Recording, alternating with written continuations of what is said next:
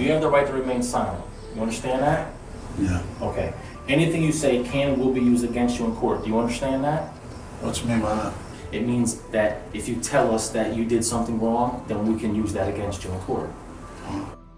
The origins of the project were really our interest in police interrogation as a result of hearing about a phenomenon called false confession.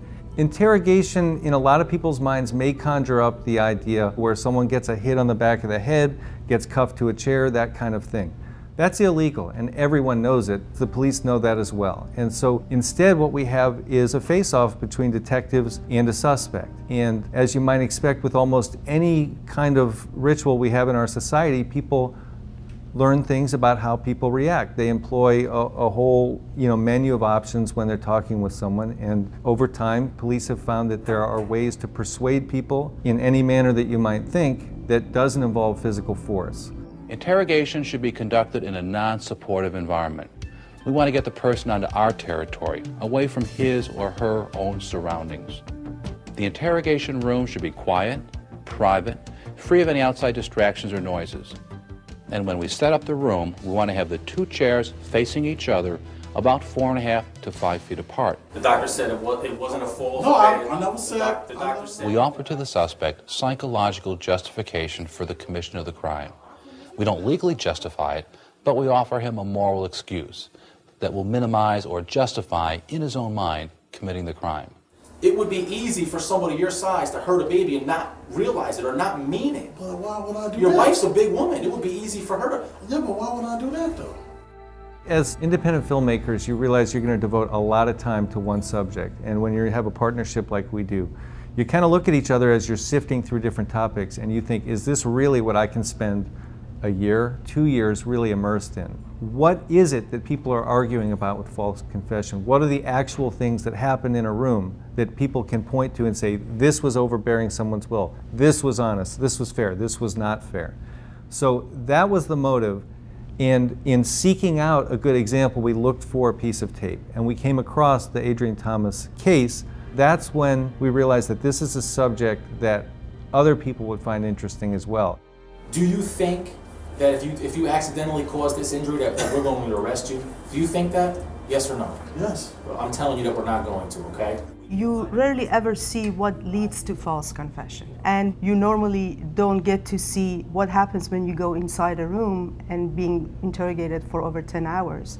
And the unique thing about this film is that every minute of that 10 hour was video recorded by the police itself, and it included every level of emotions from denial to confession.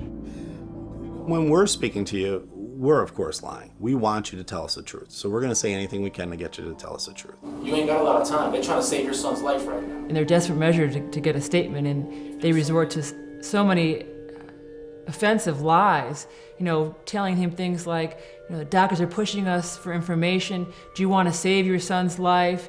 Basically telling him that anything he can do or say would save his son's life at a time when they know the baby's already going to die. There's no hope for this child to survive. Coercion happens when you cross the line of manipulating someone to a point where they believe that they have no other choice but to basically give you what they're asking you. Show me how hard you threw him on that bed. This case had many holes in it. First of all, there is no skull fracture. A skeletal survey was done on the child's body. There's not one broken bone on this child's body. The child has no signs of any bruising. And you've got Dr. Edge running down the hall at Albany Med. This child has been murdered. This child has been murdered. I mean, is that medicine or is that passion?